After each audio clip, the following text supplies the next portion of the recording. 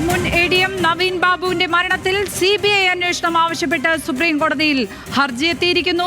നവീൻ ബാബുവിന്റെ ഭാര്യ മഞ്ജുഷയാണ് സുപ്രീം കോടതിയെ സമീപിച്ചത്. ഇപ്പോൾ നടക്കുന്ന അന്വേഷണത്തിൽ വിശ്വാസമില്ലെന്ന് മഞ്ജുഷ സുപ്രീം കോടതിയിൽ. വിവരങ്ങളുമായി ഡൽഹിയിൽ നിന്ന് ശരത് ലാലാണ് ചേരുന്നത്.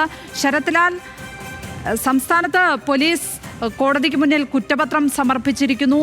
അതിന് പിന്നാലെയാണ് ഇപ്പോൾ CBI അന്വേഷണം ആവശ്യപ്പെട്ട് നവീൻ ബാബുവിന്റെ ഭാര്യ സുപ്രീം കോടതിയിലേക്ക് എത്തുന്നത്.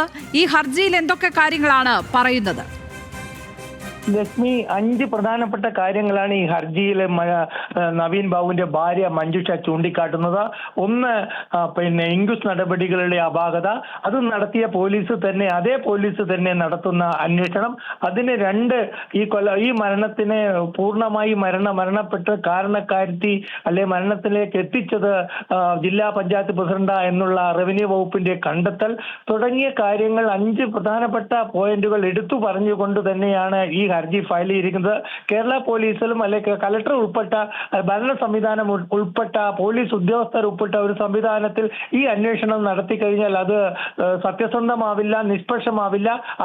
അതുകൊണ്ട് തന്നെയാണ് ഈ അന്വേഷണത്തിൽ തൃപ്തിയില്ല. അന്വേഷണത്തിന് പകരം CBI അന്വേഷിക്കണം. പോലീസും ഉന്നത ഉദ്യോഗസ്ഥരും ഇടപെട്ട കേസുകൾ ഒരു നിഷ്പക്ഷ അന്വേഷണ ഏജൻസി അന്വേഷിക്കണമെന്ന് നേരത്തെ സുപ്രീം കോടതി വിധിയുണ്ട്. ഇതും കൂടി ചൂണ്ടിക്കാണിച്ചുകൊണ്ടാണ് ഇപ്പോൾ മഞ്ജുഷ സുപ്രീം കോടതിയെ സമീപിച്ചിരിക്കുന്നത്. വെള്ളിയാഴ്ച ഈ കേസ് പരിഗണിക്കുമെന്നാണ് നമുക്കിപ്പോൾ ലഭിക്കുന്ന സൂചന. കാരണം സർക്കാർ ഇതിനെതിരെ തടസ്സവാദം ഉന്നയിക്കുമോ, സർക്കാരിനെതിരെ പരിഗണിക്കുന്നതിന് മുമ്പേ തന്നെ തടസ്സ ഹർജി നൽകുമോ എന്നാണ് നമുക്കറിയേണ്ടത്. ഇത് സംബന്ധിച്ചിട്ട് കേരളത്തിലെ DGP പ്രോസിക്യൂഷൻ ഇതുവരെ ഇത് സംബന്ധിച്ച ഒരു നിർദ്ദേശം കേരളത്തിന്റെ ചുമതലയുള്ള സ്റ്റാൻഡിംഗ് കൗൺസിലേക്ക് നൽകിയിട്ടില്ല. ഏതായാലും ഇപ്പോൾ നിലവിൽ ഈ ഹർജി പരിഗണിക്കുന്നതിനെതിരെ ഒരു തടസ്സ ഹർജി സംസ്ഥാന സർക്കാർ ഫയൽ ചെയ്തിട്ടില്ല.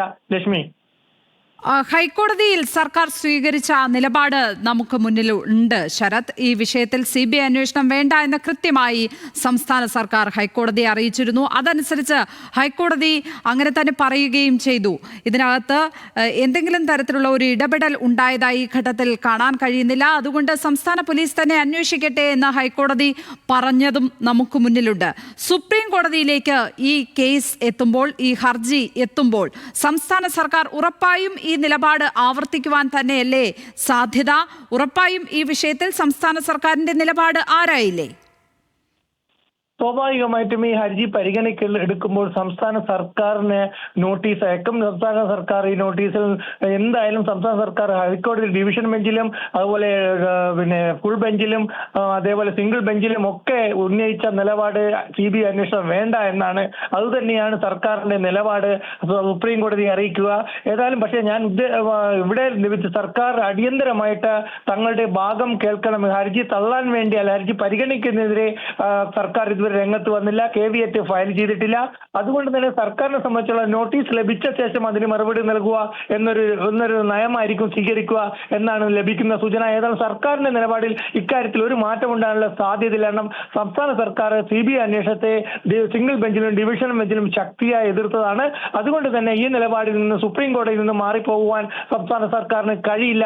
എന്നാൽ മഞ്ജുഷ ചൂണ്ടിക്കാട്ടുന്നത് ഇതിൽ കാര്യമായ അന്വേഷണം നടത്തിയിട്ടില്ല, തങ്ങളുടെ ചോദ്യം ചെയ്യാൻ വൈകി, ഇൻക്വസ്റ്റ് ഞങ്ങൾ നടപടികൾ അല്ലെങ്കിൽ കുടുംബത്തിന്റെ സാന്നിധ്യത്തിൽ നടത്തിയില്ല തുടങ്ങിയ നിരവധി ആരോപണങ്ങളാണ് സംസ്ഥാന സർക്കാരിനെതിരെ ഉന്നയിച്ചിരിക്കുന്നത്.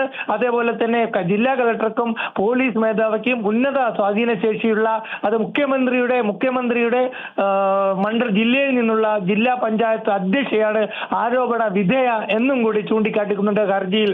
ലക്ഷ്മി, ഇതിനകത്ത് കുറ്റപത്രത്തിനകത്ത് PP ദിവ്യ മുഖ്യപ്രതി ആകുന്നു, ഏകപ്രതി ആകുന്നു. അതിനൊപ്പം തന്നെ ചില കാര്യങ്ങൾ കൂടി പറയുന്നുണ്ട്. നവീൻ ബാബു കൈക്കൂലി വാങ്ങിയതിന് നേരിട്ട് തെളിവുകളില്ല എന്ന് പറയുന്നുണ്ട്. ഈ പ്രശാന്ത് എന്ന് പറയുന്ന ആൾ പണം പിൻവലിച്ചു എന്നുള്ളതിൻ്റെ രേഖകൾ അതിനകത്ത് പറയുന്നുണ്ട്. അപ്പോൾ ഇത്തരം കണ്ടെത്തലുകളൊക്കെ മുന്നിലുണ്ട്, കളക്ടറുടെ മൊഴിയുണ്ട്, ഇതെല്ലാം മുന്നിലുണ്ട്. സുപ്രീം കോടതിയിൽ ഈ വിഷയത്തിൽ എന്ത് തരത്തിലുള്ള ഒരു തീരുമാനം വരുവാനാണ് സാധ്യതയുള്ളത്? ഈ കുറ്റപത്രം സമർപ്പിച്ചിരിക്കുന്ന സ്ഥിതിക്ക് തന്നെ സുപ്രീം കോടതി ഇതിൽ എന്ത് തരത്തിലുള്ള ഒരു സ്റ്റാൻഡ് എടുക്കുവാനാണ് സാധ്യത? ശരത്, സ്വാഭാവികവും ലക്ഷ്മി വളരെ ഉയരുന്ന ചോദ്യം ഇത് തന്നെയാണ്. മഞ്ജുഷക്ക് പക്ഷേ സുപ്രീം കോടതിയുടെ നിരവധി വിധികൾ മഞ്ജുഷക്ക് അനുകൂലകമാണ്. കാരണം ഉന്നത പോലീസ് ഉദ്യോഗസ്ഥരും അല്ലെ ഉന്നത ഉദ്യോഗസ്ഥരും ഉൾപ്പെട്ട അല്ലെങ്കിൽ രാഷ്ട്രീയ സ്വാധീനിക്കപ്പെടാവുന്ന ഒരു അവസ്ഥ ഉണ്ട് അന്വേഷണത്തിൽ. സ്വതന്ത്ര അന്വേഷണം നടന്നില്ല, അന്വേഷണത്തിലെ വീഴ്ചകൾ അത് സുപ്രീം കോടതി നോക്കിക്കാണുകയാണെങ്കിൽ അത് മഞ്ജുഷക്ക് അനുകൂലമായിരിക്കും. ഇതുവരെയുള്ള സ്ഥിതിഗതികൾ ഇത് തന്നെയാണ് നമുക്ക് ലഭിക്കുന്നത്. കാരണം സുപ്രീം കോടതി അന്വേഷണത്തിന് സംസ്ഥാനത്തിലെ ഹൈക്കോടതികൾ തള്ളിയ എത്രയോ കേസുകളിൽ ഉന്നത സ്വാധീനത്തിന്റെ അല്ലെങ്കിൽ ഉന്നത അധികാരത്തിന്റെ സ്വാധീനം അന്വേഷണത്തെ ബാധിച്ചേക്കാം എന്നൊരു സംശയം സുപ്രീം കോടതിക്ക് തോന്നിയാൽ ഒരു സ്വതന്ത്ര അന്വേഷണ ഏജൻസിയായ CBIക്ക് അന്വേഷണം വിട്ട നിരവധി ഉത്തരവുകളാണ് ഭാര്യ മഞ്ജുഷക്ക് പ്രതീക്ഷ നൽകുന്നത്. ഏതായാലും ഈ കേരള സർക്കാരും അല്ലെങ്കിൽ മഞ്ജുഷയുടെ അഭിഭാഷകരും നേർത്തുന്ന എല്ലാ കാര്യങ്ങളും വളരെ ഭരണഘടനയുടെ പേരിലും അല്ലെങ്കിൽ ക്രിമിനൽ ചട്ടവട്ടങ്ങളുടെ പേരിലും വളരെ വളരെ വിശദമായി സുപ്രീം കോടതി പരിശോധിക്കുമെന്ന കാര്യത്തിൽ സംശയമില്ല. സംസ്ഥാന സർക്കാരിന്റെ സമ്മതത്തോടുകൂടി ഏതായാലും ഒരു CBI അന്വേഷണം ഉണ്ടാവില്ല എന്ന കാര്യത്തിൽ ഉറപ്പാണ് ലക്ഷ്മി. സുപ്രീം കോടതിയിൽ വളരെ ശക്തമായി തന്നെ സംസ്ഥാന സർക്കാർ CBI അന്വേഷണം എതിർക്കും എന്നതാണ് നമുക്ക് ലഭിക്കുന്ന സൂചന.